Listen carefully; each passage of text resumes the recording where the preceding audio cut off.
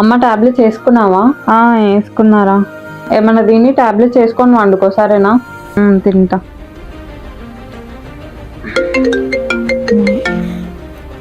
Hello, tablets వేసుకున్నావా? వేసుకున్నారా? ఇప్పుడే అక్క ఫోన్ చేసింది. తిని టాబ్లెట్స్ వేసుకొని పడుకో, రెస్ట్ తీసుకో. తింటా. జాగ్రత్త అమ్మా. తిని పండుకుంటా, సరే.